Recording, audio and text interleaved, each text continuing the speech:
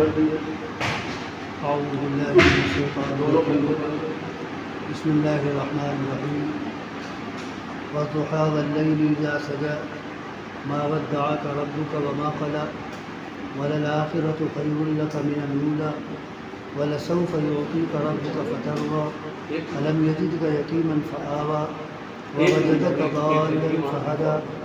ووجدك عائلا فأغنى فأما اليتيم فلا تقهر وأما السائل فلا تنهر وأما بنعمة ربك فحدث صدق اللہ العظیم۔ قرآن کریم کی یہ سورت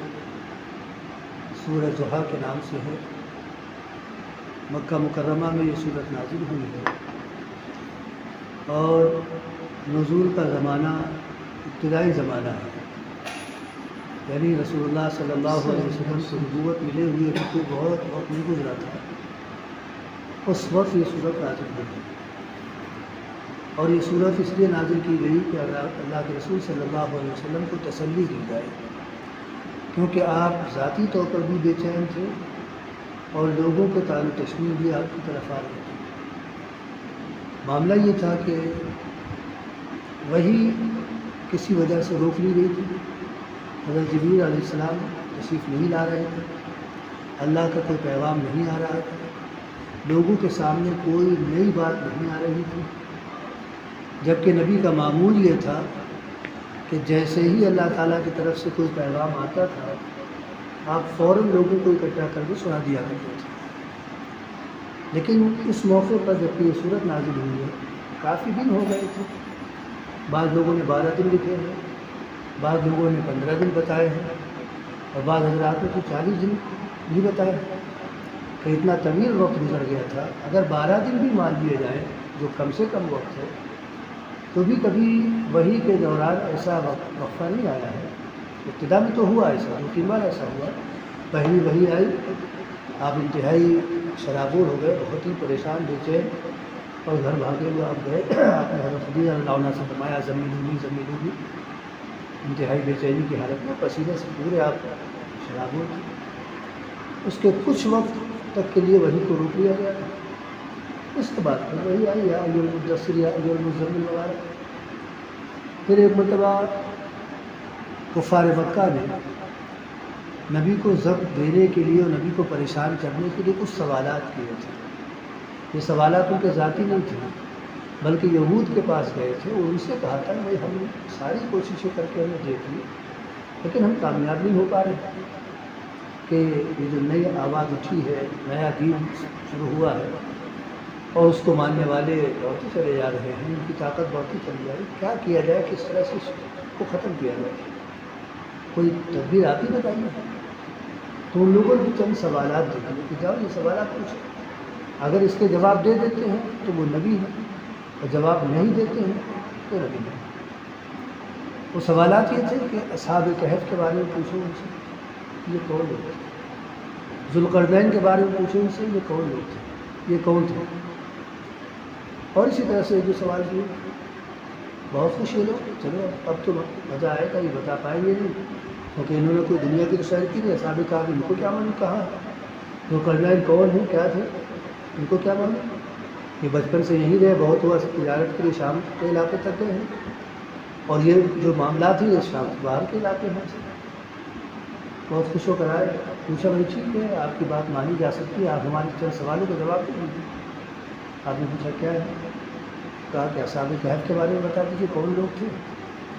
اور یہ بتائیے کہ ذوالقرنین کیا تھے، کون تھے۔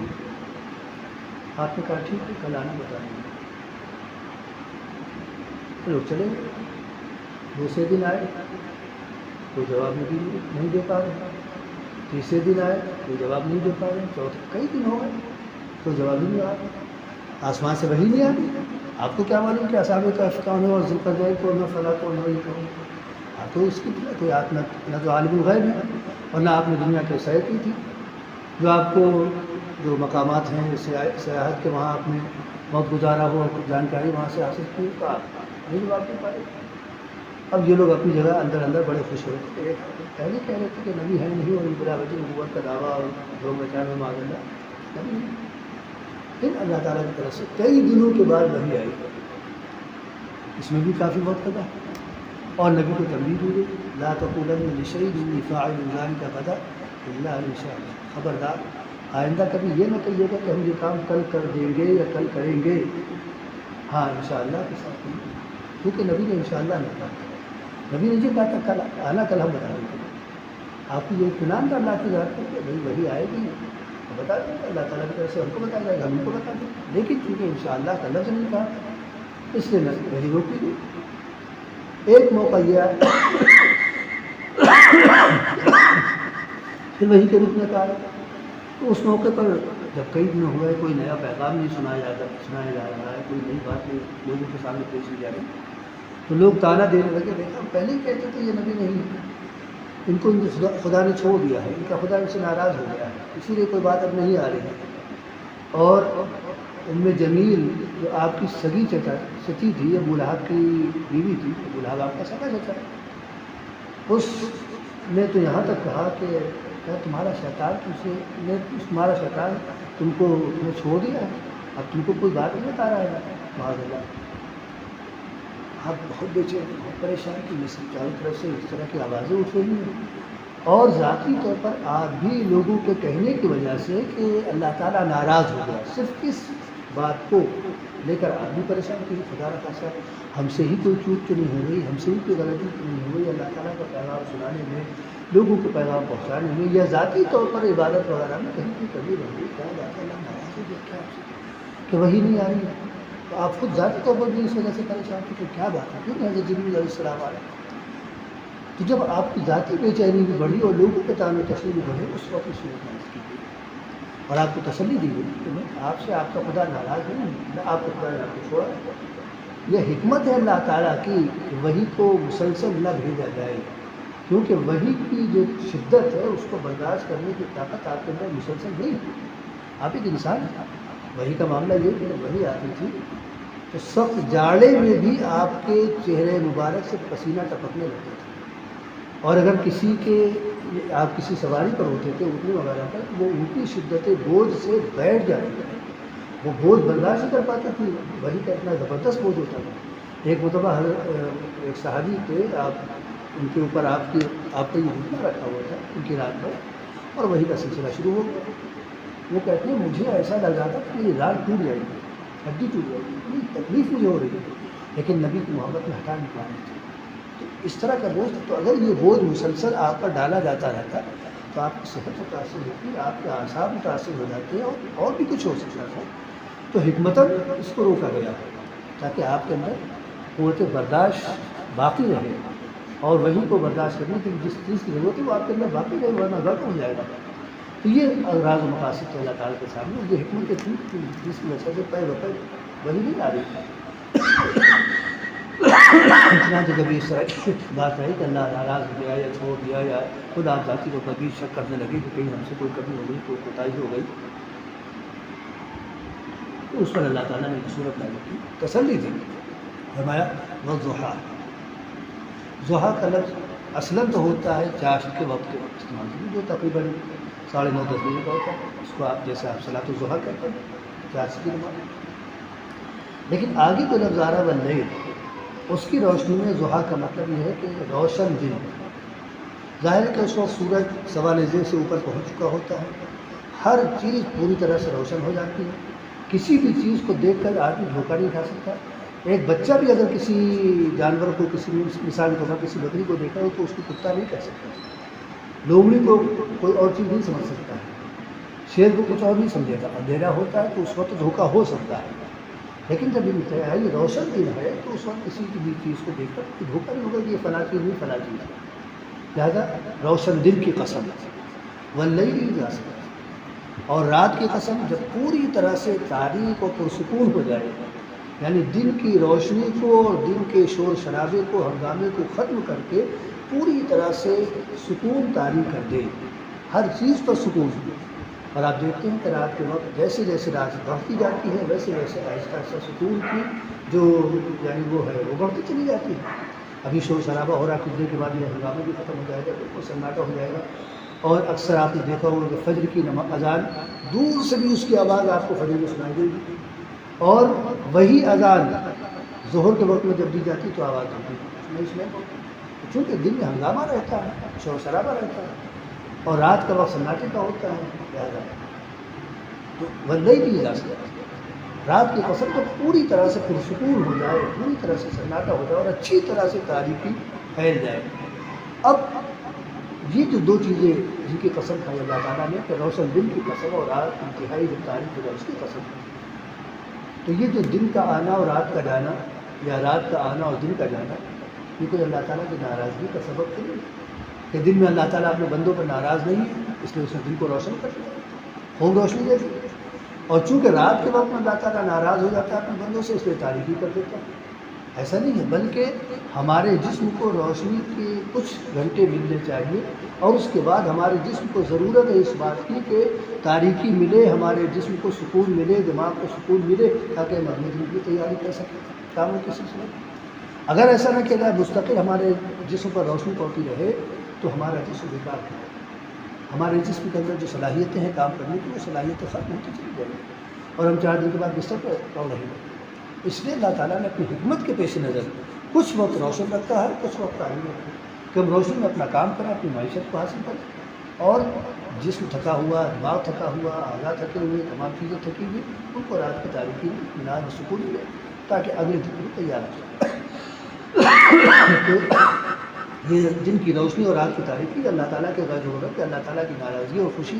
پر اس کا انحصار نہیں ہے، بلکہ حکمت پر اللہ تعالیٰ کی مرضی ہے کہ کچھ حصہ روشن رہنا چاہیے، کچھ حصہ تاریک رہنا چاہیے۔ چنانچہ ان دونوں چیزوں کی قسم کھا کر فرمایا کہ ما ودعک ربک، اے نبی آپ کے پروردگار نے آپ کو چھوڑا نہیں، آپ کا پروردگار آپ کو کیوں چھوڑ دے گا؟ آپ کو نبی بنایا ہے، اپنا قاصد بنایا ہے، اس لیے تھوڑی بنایا کہ 4 دن کے بعد آپ کو چھوڑ دیا جائے۔ وما قضا، اور میں آپ سے ناراض ہوں، ناراضگی کی کوئی بات نہیں، آپ اپنی ذمہ داری کو پورا کر رہے تھے، جس منصب پر آپ کو فائز کیا گیا اس منصب کے حق کو آپ ادا کر رہے ہیں، اس میں اپنی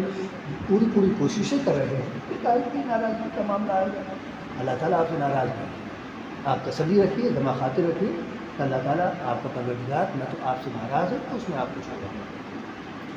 وَلَلْآخِرَةُ خَيْرٌ لَكَ مِنَ الْأُولَىٰ، اور ہاں ہم آپ کو یہ بتاتے ہیں کہ دوسری جو حالت آئے گی، پہلی حالت کے مقابلے میں دوسری حالت آپ کے حق میں بہتر ہے۔ ابھی آپ پر پریشانی آ رہی ہے، مصیبتیں آ رہی ہیں، ہر طرح سے تعلیم تشویش ہو رہی ہے، اور یہ ہے وہ پیشمات ہے، لیکن اس کے بعد جو حالت آئے گی آپ کی، وہ انشاءاللہ اس سے بہتر ہوگی۔ ابھی آپ پر مصیبتیں ہیں، ابھی آپ کی آواز کو کوئی سننے کو تیار نہیں ہے، ابھی آپ کو جھٹلایا جا رہا ہے، ابھی آپ کے ساتھ چند لوگ ہیں، لیکن ایک وقت ایسا ہے کہ آپ کی لوگ تصدیق کریں گے، آپ کے ساتھ ایک جماعت ہوگی، آپ جو چاہتے وہ ہوگا، یعنی اللہ کا کلمہ بلند ہوگا، ہر طرف اللہ کی عبادت کی جائے گی، ہر طرف اللہ تعالیٰ کے سر جھک رہے ہوں گے۔ یہ پہلی حالت کے مقابلے میں دوسری حالت دیکھیے کہ ابھی آج کعبہ مقدسہ میں سر جھکنے کے لیے تیار نہیں ہو پا رہا، لیکن ایک وقت آئے گا کہ کعبہ مقدسہ کے سامنے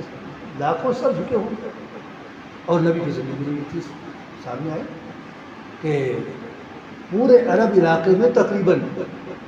اللہ کا کلمہ بلند ہو گیا، اللہ کی عبادت ہونے لگی، بتوں کو نکال باہر کیا گیا، اور دنیا کے گوشے گوشے میں اللہ کا نام پہنچ گیا۔ یہ نبی کی زندگی میں۔ اس کے بعد نبی کے بعد بھی اللہ تعالیٰ نے فتوحات، روم اور یہ اور وہ کتنی سلطنتیں اسلام کے زیر نبی کی، اللہ کا کلمہ وہاں بلند ہوا، اشہد ان لا الہ الا اللہ اشہد ان محمد رسول اللہ کی بانگ وہاں اٹھائی گئی، اور اسی طرح سے جگہ جگہ پر اللہ تعالیٰ کا تو وللآخرۃ۔ اور ایک دوسرا مطلب یہ کہ آپ جس دنیا میں ہیں، اس دنیا میں تو جو کچھ اللہ تعالیٰ نے آپ کو دیا ہے وہ دیا ہے، لیکن اس کے مقابلے میں جو آخرت آنے والی ہے، جو دوسری دنیا ہے، وہ اس دنیا سے کہیں بہتر ہے۔ یہاں جو کچھ آپ کو دیا گیا ظاہر ہے کہ عارضی طور پر دیا گیا ہے، ہمیشہ کے لیے نہیں دیا گیا ہے، آپ ہمیشہ دنیا میں نہیں رہیں گے، لیکن وہاں جو کچھ آپ کو ملے گا وہ ہمیشہ کے لیے ملے گا، اور اس سے کہیں اعلیٰ درجے کی تمام چیزیں ہیں۔ لہٰذا وہ دنیا یعنی آخرت کہیں بہتر ہے اس پہلی دنیا کے مقابلے میں۔ وَلَسَوْفَ يُعْطِيكَ رَبُّكَ فَتَرْضَىٰ، اور اے نبی آپ کا پروردگار آپ کو اتنا کچھ دے گا کہ آپ راضی ہو جائیں گے، آپ خوش ہو جائیں گے۔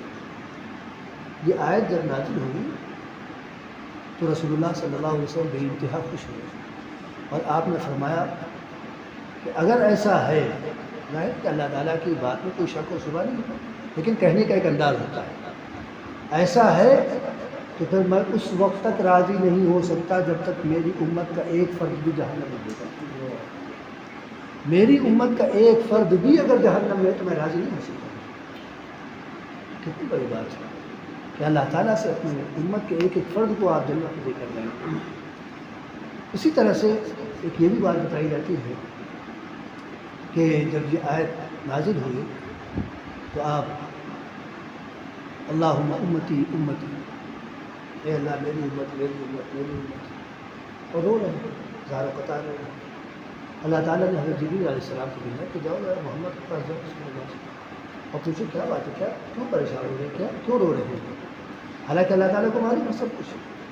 لیکن جبریل امین کو بھی معلوم ہو جائے کہ حضرت محمد صلی اللہ علیہ وسلم کیوں رو رہے ہیں، فرشتوں کو بھی معلوم ہو جائے کہ کیوں رو رہے ہیں، اور یہ بات پھر بعد میں لوگوں کو بھی معلوم ہو جائے کہ کیوں آپ پریشان ہو رہے ہیں۔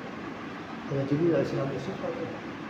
اور پوچھتے ہیں اللہ کے رسول سے کیا بات ہے، کیوں رو رہے ہیں، کیا پریشانی ہے آپ کو، کیا تکلیف؟ تو آپ نے فرمایا کہ میں یہ چاہتا ہوں کہ اللہ تعالیٰ میری امت کی مغفرت کرے، میری امت کو معاف کرے۔ جبریل علیہ السلام جاتے ہیں اللہ تعالیٰ کو بتاتے ہیں کہ اللہ کے رسول صلی اللہ علیہ وسلم اس لیے رو رہے ہیں کہ میری امت کو معاف کر دیا جائے، بخش دیا جائے۔ اللہ نے مسئلہ سنا، ٹھیک ہے، میں آپ کی امت کو معاف کر دیا تو والا سو فضوتی فرم دے گا، میں اللہ تعالیٰ آپ کو اتنا دے گا کہ آپ راضی ہو جائیں گے۔ اس کے بعد یہ جو اس کی گویا تشریح کہہ دیجیے کہ ابھی دنیا میں آپ کو اللہ تعالیٰ نے کیا کیا دیا، ذرا اس پہ نظر ڈال دیجیے آپ۔ علم یجد کا یتیما فآویٰ، کیا اللہ تعالیٰ نے آپ کو یتیمی کی حالت میں نہیں پایا اور پھر آپ کو اس میں پناہ دی، آپ کے لیے اس نے انتظامات کیے۔ رسول اللہ صلی اللہ علیہ وسلم جب دنیا میں تشریف لائے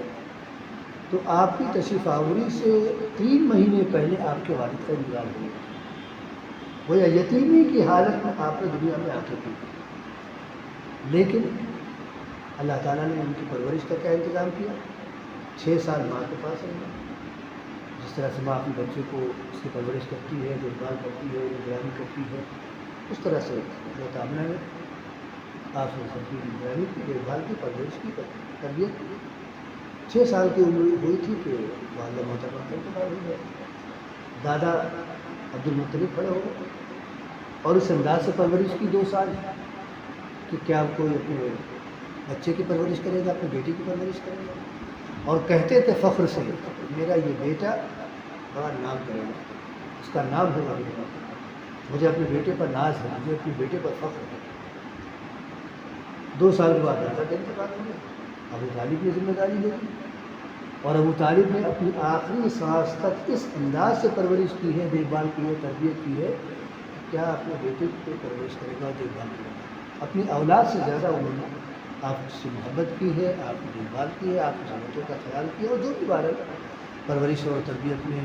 جن چیزوں کی ضرورت ہوتی ہے وہ کما حق انہوں نے ادا کیا۔ یہاں تک کہ قوم ایک مرتبہ آتی ہے اور کہتی ہے کہ اپنے بھتیجوں کو بنا کر دو کہ ہمارے بتوں کو، ہمارے معبودوں کو برا بھلا نہ کریں، اور یہ پھر اگر تم نہیں کر سکتے تو ہٹ جاؤ، تم کو مت لیں گے۔ اور اس وقت ابو طالب بوڑھے ہو چکے تھے، کمزور ہو چکے تھے، تو انہوں نے کہا ٹھیک ہے ہم اپنے بھتیجے سے بات کریں گے، تم لوگ جاؤ۔ ان کے قوم کے سردار، اس لیے قوم ان کے پاس آئی تھی کہ پہلے آپ سے بات کریں گے۔ جب سب لوگ چلے گئے تو رسول اللہ صلی اللہ علیہ وسلم کو بلایا۔ یہ نبوت کا زمانہ ہے، تقریباً 9-10 ہجری کا وقت ہے۔ آپ آئے، کہا بھتیجے میری عمر تم دیکھ ہی رہے ہو، میرا بڑھاپا ہے، میں بہت کمزور ہو گیا ہوں، تمہاری قوم کے لوگ آئے تھے اور ایسا ایسا کہہ رہے تھے، کچھ مجھ پر ترس کرے، تو اس وقت آپ کی آنکھوں میں آنسو ہے۔ کہ ظاہری اعتبار سے ایک سہارا تھا، وہ بھی ٹوٹ رہا ہے۔ چچا ہمت ہار رہے ہیں، یہ نہیں کہ آپ کے دل میں آیا کہ چچا ساتھ چھوڑ رہے ہیں، بلکہ ہمت ہار رہے ہیں۔ حضرت خدیجہ کا انتقال ہو چکا تھا، کہیں ٹھیک ہے اگر یہ لوگ میرے ایک ہاتھ میں سورج رکھ دیں اور دوسرے ہاتھ میں چاند رکھ دیں تو بھی میں اپنی بات سے باز نہیں آؤں گا. یا تو اللہ تعالیٰ اپنی بات کو غالب کر دے یا مجھے موت دے دے. تو ابو طالب کی جان میں جیسے جان آ گئی. میں جاؤ بھتیجو، جب تک میں زندہ ہوں تمہارا کوئی کچھ نہیں کر سکتا، جو تم کر رہے ہو کرو. تو اس انداز سے اللہ تعالیٰ نے انتظامات کیے. اسی کو فرمایا کہ ذرا غور تو کرو، تم سے ہم ناراض ہو سکتے ہیں؟ ہم تو بچپن سے پہلے دن سے تمہارے انتظامات کرتے چلے آ رہے ہیں. علم نے بھی کہتی نہیں، کیا تم کو ہم نے یتیمی کی حالت میں نہیں پایا تھا؟ اور ہم نے تو اس کے انتظامات کیے،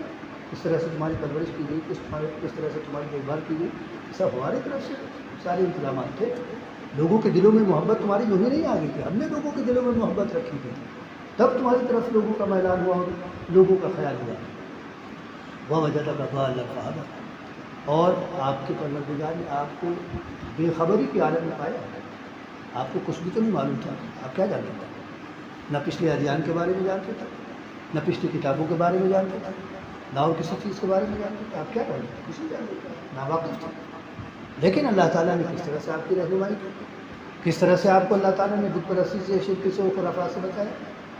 جس طرح سے اور بچے تھے ملوث ہو گئے بت پرستی میں، آپ بھی ملوث ہو سکتے تھے،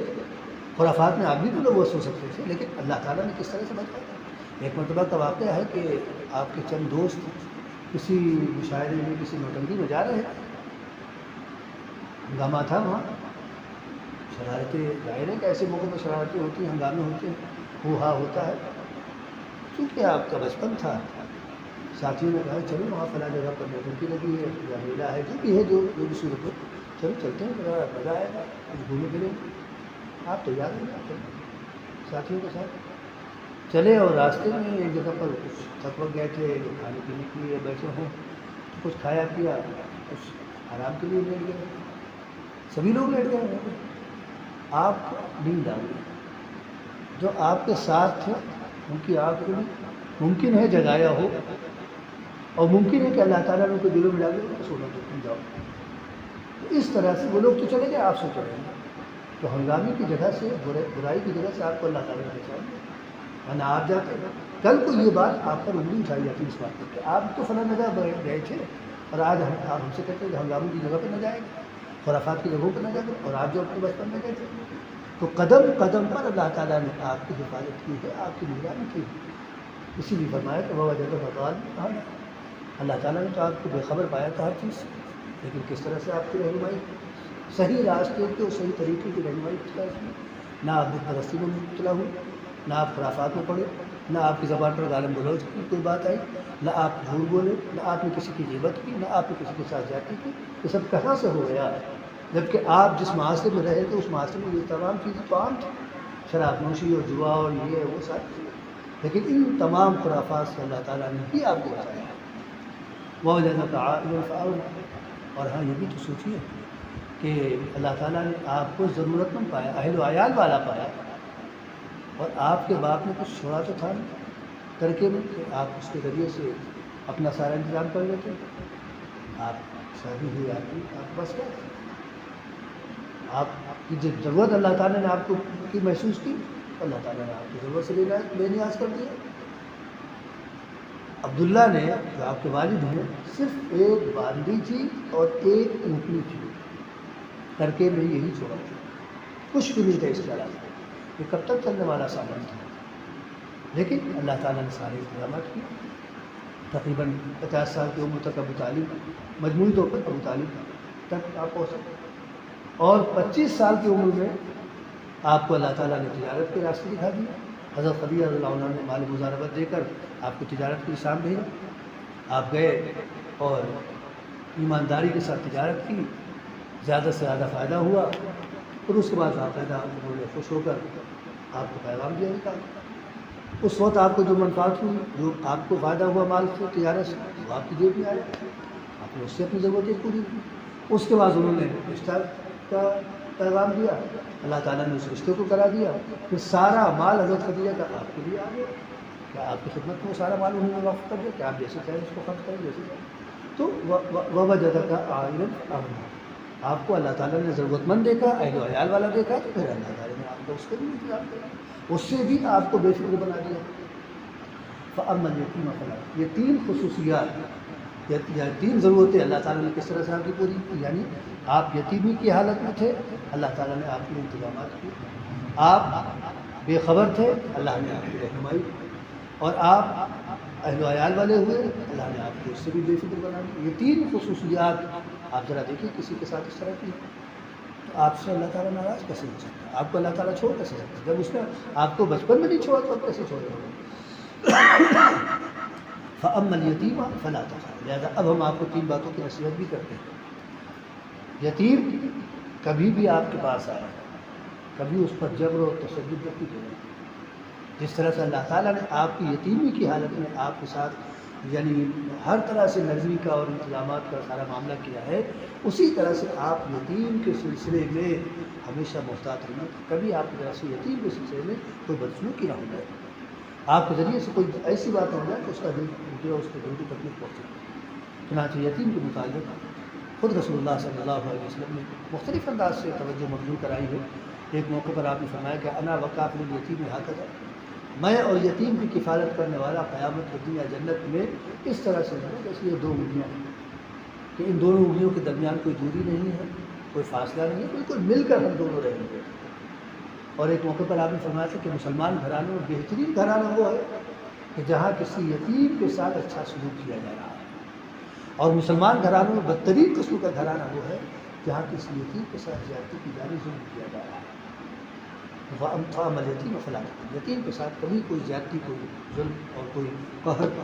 اور اس طرح کی بات نہ ہونے پائے۔ وَأَمَّا السَّائِلَ فَلَا تَنْهَرْ، اور چونکہ آپ ضرورت مند تھے، اہل و عیال والے ہوئے تو آپ کی ضرورتیں لاحق ہوئی، اللہ نے آپ کی ضرورتوں کو پورا کیا، لہذا کوئی سائل آپ کے پاس آئے، کبھی آئے، خبردار کہ آپ اس کو جھڑک کے بات نہیں کریں، آپ جو دے سکتے ہیں وہ دیں، نہیں دے سکتے ہیں، کچھ نہیں ہے تو نرمی کے ساتھ معذرت کریں، لیکن اے چلے آؤ جس کو دیکھو چلا آتا ہے چلے جاؤ یہاں سے، خبردار کہ اس طرح کی بات کسی سائل کے لیے آپ کی زبان سے نہیں نکلنے پاتی۔ جس طرح سے اللہ تعالیٰ نے آپ کی ضرورت کا احترام کیا، اسی طرح سے آپ دوسروں کی ضرورتوں کا بھی خیال کیجیے گا، اور کبھی اس کے ساتھ کوئی بدسلوکی والا معاملہ، تعلق تشنی والا معاملہ، اور یعنی چیخ پکار والا معاملہ اور ڈانٹ ڈپٹ والا، خبردار ایسی کوئی بات آپ کی طرف سے نہ پائی جائے۔ وَأَمَّا بِنِعْمَتِ رَبِّكَ فَحَدِّثْ، اور ان تمام چیزوں کو جو اللہ تعالیٰ نے آپ کو عطا فرمائی ہے، یا جن چیزوں کو اللہ تعالیٰ نے آپ کو دینے کا وعدہ کیا ہے، آپ کو زندگی میں جو کچھ دیا وہ، یا زندگی کے بعد اللہ تعالیٰ نے جو کچھ دینے کا وعدہ کیا، ان تمام نعمتوں کا تذکرہ تو ذرا کیا کیجیے، ان کا ذکر بھی کیا کیجیے، محدث ان کو یاد رکھیے، لوگوں کے درمیان ان کا ذکر، اللہ نے بڑا نوازا، اللہ کا بڑا شکر ہے، اللہ نے بھوکا نہیں رکھا، کسی کے سامنے ہاتھ پھیلانے والا نہیں ہے، اس نے ہماری ضرورتوں کو پورا کیا۔ شکر اللہ تعالیٰ کا ایک تو یہ کہ زبان سے الحمدللہ اور اللہ کا شکر ہے اس طرح کہتا ہے، اور ایک شکر یہ ہے کہ اس کا تذکرہ لوگوں پر کیا جائے کہ اللہ نے بہت مجھے نوازا ہے، کسی چیز کی تکلیف میں خوب اللہ نے دیا ہے، یہ بھی اللہ تعالیٰ کا شکر ہے۔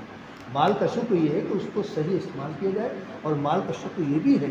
کہ ضرورت مند کے ساتھ اچھا سلوک اپنے مال کے ذریعے سے کیا، یہ بھی مال کا شکر ہے۔ تو یہ وَأَمَّا بِنِعْمَتِ رَبِّكَ فَحَدِّثْ، اللہ تعالیٰ نے جو آپ کو نعمتیں عطا کی ہیں ان نعمتوں کو یاد کی اور اللہ تعالیٰ کا شکر ہے۔ یہ ہے سورہ الحاق، جس کو ہم اور آپ نمازوں میں پڑھتے بھی ہیں اور سنتے بھی ہیں، لیکن بس وہی ہے کہ چونکہ ہماری زبان عربی نہیں ہے تو ہم خود پڑھ رہے ہوں یا امام پڑھ رہے ہوں، ہم الفاظ تو سن لیتے ہیں لیکن اس میں کہا کیا گیا ہم نہیں سمجھ پاتے۔ تو اب امید یہ کہ یہ چند باتیں ہمارے آپ کے سامنے آئی ہیں تو کچھ تو ذہن میں محفوظ رہے گا کہ اللہ تعالیٰ نے اس صورت میں کیا باتیں کہی ہیں، کن چیزوں کا تذکرہ کیا ہے، جب ہم پڑھیں گے یا سنیں گے تو ذہن ہمارا اس طرح جائے گا،